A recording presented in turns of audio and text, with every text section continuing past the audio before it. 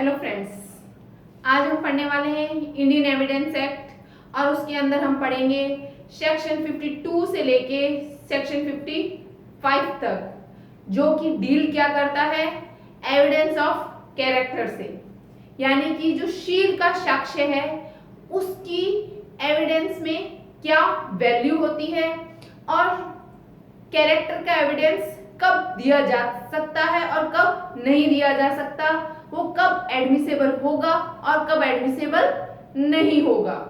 तो सबसे पहले तो मैं आपको ये बता देती हूं कि कैरेक्टर के जो शील का जो साक्ष्य है वो दो लोगों पर अप्लाई होता है, एक तो पक्षकारों पर और दूसरा जो साक्ष्य देने आ रहे हैं उन साक्षी गणों पर। तो पक्षकारों पर कैरेक्टर का जो एविडेंस है, शील का जो साक्ष्य है, वो हमेशा ही सुसंगत होता है, पर जो एविडेंस देने आ रहे हैं जो साक्षीगण हैं उन पर ये अप्लाई नहीं होता है। तो यहां पर हम किस पर पढ़ने वाले हैं कि जो व्यक्ति वाद में पक्षकार हैं उन पर कैरेक्टर का एविडेंस अप्लाई कहां कहां होता है और कहां का नहीं होता है। डिफाइन किया गया है सिविल और क्रिमिनल दोनों मैटर्स के बारे में। सेक्शन 52 से लेके सेक्शन 55 तक सिविल और क्रिमिनल दोनों मामलों पर कैरेक्टर को डिफाइन किया गया है। सेक्शन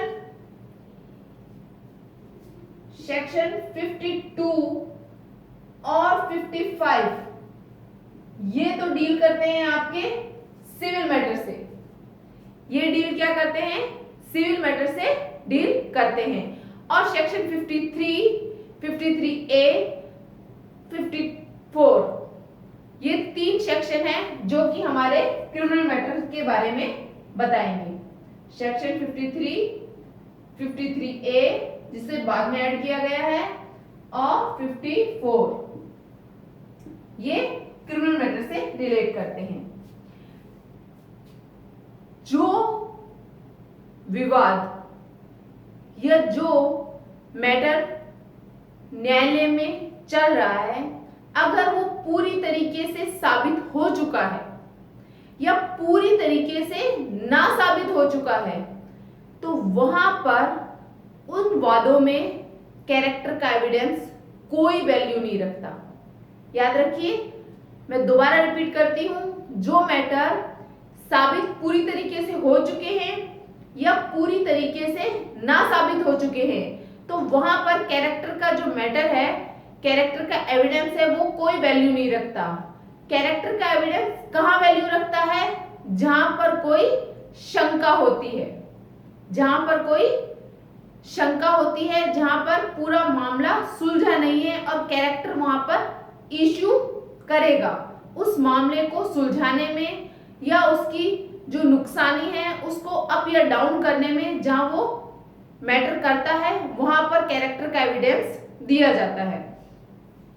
तो सबसे पहले हम क्या पढ़ने वाले हैं सिविल मैटर में। तो सिविल मैटर में सेक्शन 52 क्या कहता है कि कैरेक्टर का एविडेंस अन्यथा जो कुछ एक्सेप्शन दे रखे हैं उनको छोड़कर कोई वैल्यू नहीं रखता, यानी कि वो यहाँ पे क्या है विसंगत है। जैसे मान लीजिए कि मैं रोड से जा रही हूं, गाड़ी चला रही हूं और अचानक से कोई एक्सीडेंट हो जाता है, तो वहां पर ये नहीं कहा जाएगा कि इसकी तो कैरेक्टर में है एक्सीडेंट करना। तो यहां पर ये एविडेंस कोई मायने नहीं रखता है। या ये विवाद जो जमीन को लेकर कोई अगर डिस्प्यूट है तो कि नहीं इसकी तो आदत है, पहले भी इसका बाकी लोगों से भी इस प्रॉपर्टी को लेकर डिस्प्यूट चला है, तो यहाँ पर कैरेक्टर का जो एविडेंस है वो कोई मैटर नहीं करता है। सेक्शन 52 हमें ये बताता है। अब कहाँ वो मैटर करता है वो देखते हैं, क्योंकि कुछ अपवाद भी हैं जहां पर कैरेक्टर का एविडेंस मैटर करेगा। जहां पर शील ही विवादक हो। अब जहां पर कैरेक्टर खुद ही विवाद का इश्यू है, वहां तो कैरेक्टर का एविडेंस वैल्यू रखता है। जहां पर कैरेक्टर खुद ही विवाद का इश्यू बन चुका है, वहां पर क्या है, कैरेक्टर का एविडेंस दिया जाता है। दूसरा है आपका नुकसानी के विरुद्ध। नुकसानी के विरुद्ध सेक्शन 55 में बताया हुआ है। मैंने जैसा बताया था, ये दोनों सेक्शन है आपके सिविल मैटर से रिलेट करते हैं। अगर कोई नुकसानी के विरुद्ध कोई मामला है तो वहां पर कैरेक्टर का एविडेंस उस नुकसानी को कम या ज्यादा करने के लिए काम में आ जाता है। फॉर एग्जाम्पल, इस तरीके के जो मैटर्स होते हैं वो कौन से होते हैं, मानहानि से रिलेटेड, डेफामेशन से रिलेटेड, और जो विवाह से रिलेटेड जो मैटर होते हैं वहां पर नुकसानी के मामले के अंदर कैरेक्टर का जो एविडेंस है वो वैल्यू रखता है। जैसे एक एग्जांपल ले लेते हैं कि ए ने बी के खिलाफ कुछ मानहानिकारक लेख लिख दिए, मानहानिकारक लेख काफी सारे लिखे, तो वहां पर बी ने ए पर मानहानि का वाद लगाया कि ए ने मेरे खिलाफ खूब सारे जो इस तरीके से रोज के कुछ आर्टिकल मेरे खिलाफ जो उसने लिखे हैं वो सब मेरी मानहानि कर रहे हैं, तो मैं इस पे मानहानि का आरोप लगाता हूं। तो यहाँ पर जो नुकसानी का जो दावा है उसको कम करने के लिए या कुछ भी उसमें बदलाव करने के लिए ए ये कह सकता है कि नहीं, बी का तो कैरेक्टर ऐसा ही है, बी का कैरेक्टर ही ऐसा है, और इसके बी के कैरेक्टर को साबित करने के लिए कैरेक्टर का एविडेंस दिया जा सकता है कि मैंने मानहानि में जो अगर उसके खिलाफ कुछ भी आर्टिकल लिखे हैं तो वो सबके सब सच हैं, उसमें कुछ भी झूठ नहीं है।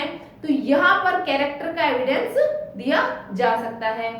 विवाह से रिलेटेड, विवाह को कोई भंग या विवाह के जो वचन का जो भंग है उससे रिलेटेड अगर कोई मैटर होगा तो वहां पर भी नुकसानी का जो नुकसानी के विरुद्ध अगर कोई साक्ष्य है कैरेक्टर का तो वो दिया जा सकता है।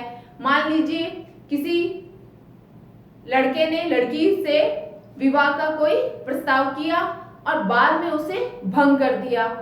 भंग करने के बाद में अगर वो लड़के के खिलाफ विवाह भंग करने का जो मैटर लाती है कि उसने मेरे से वादा किया था कि वो मुझसे शादी करेगा और अब वो मुझसे शादी नहीं कर रहा है, तो यहाँ पर वो उससे उसके लिए मांग सकती है, कंपनसेशन मांग सकती है। लड़का उस समय उससे शादी ना करने के अपने रीजन के लिए लड़की के कैरेक्टर के बारे में एविडेंस दे सकता है। सेम वही है जैसे अगर भरण पोषण मांग लिया जाता है तो वहां पर भरण पोषण ना देने का रीजन या पत्नी से अलग रहने के रीजन के लिए वो उसके कैरेक्टर को इश्यू बना सकते हैं और वहां कैरेक्टर का एविडेंस दिया जा सकता है। तो सेक्शन 55 हमारा ये बताता है कि नुकसानी के विरुद्ध के मामले होते हैं वहां पर क्या है, आपका कैरेक्टर का एविडेंस मैटर करता है। ये है सिविल मैटर से रिलेटेड। कहां अदरवाइज तो वहां पर सिविल मैटर में कैरेक्टर का एविडेंस विसंगत ही है, पर जो एक्सेप्शन है वो मैं आपको बता चुकी हूं कि कहां उसका दिया जा सकता है। अब आते हैं हम क्रिमिनल मैटर पर। सेक्शन 53, 53A और 54 ये तीनों बताएंगे आपको कि कहां क्रिमिनल मैटर में साक्ष्य दिया जा सकता है और कहां नहीं दिया जा सकता। अगर अच्छा शील सुसंगत है, बुरा नहीं। सेक्शन 53 ये बोलता है कि ये सेक्शन 53 का ही है। सेक्शन 53 कि क्रिमिनल मैटर में अच्छे शील का साक्ष्य दिया जा सकता है पर बुरे शील का नहीं। अच्छे कैरेक्टर का एविडेंस कैसे दिया जा सकता है कि अगर मान लीजिए किसी व्यक्ति पर चोरी का कोई अपराध चल रहा है तो वहां पर ये बताया जा सकता है कि नहीं, ये व्यक्ति चोरी इसने नहीं की होगी, या अगर मान लो कर ली है और वो साबित हो चुकी है तो उसकी सजा में कि इस रीजन से ये व्यक्ति बहुत पढ़ा लिखा है, इसने किसी कारण से इसके पास पैसों की कमी आई है, इस कारण से इसने गलती से ये कदम उठाया है और ये इसका पहला अपराध है, तो इसकी सजा में कमी कर देनी चाहिए। तो यहाँ पर अच्छे शील का, गुड कैरेक्टर का एविडेंस दिया जा सकता है, पर ये नहीं कह सकते नहीं इसका तो कैरेक्टर ही खराब है तो इसको सजा बढ़ा कर दी जाए। तो यहाँ पर न्यायालय फैक्ट्स के आधार पर ही उसको विवाद को सुलझाएगा, फैक्ट्स के आधार पर ही सजा देगा, ना कि बुरे शील या कैरेक्टर के एविडेंस के आधार पर। 53A जो कि बाद में जोड़ा गया है, 53A सारा लैंगिक अपराधों से रिलेट करता है। यहाँ पर अगर विक्टिम के साथ में कोई सेक्सुअल असॉल्ट हुआ है तो वहां पर विक्टिम के कैरेक्टर पर इश्यू नहीं उठाया जाएगा। अगर मान लीजिए किसी लड़की से बलात्कार हुआ है तो ये नहीं कह सकते कि नहीं ये लड़की पहले से ही कैरेक्टर की खराब है तो यहाँ पर इसने कंसेंट दी है तो यहाँ पर कोई रेप नहीं होता है। जब मामला ही रेप का चल रहा है तो वहां पर उसकी फ्री कंसेंट से लेकर उसके ऊपर कोई भी कैरेक्टर्स का एविडेंस नहीं लाया जा सकता है।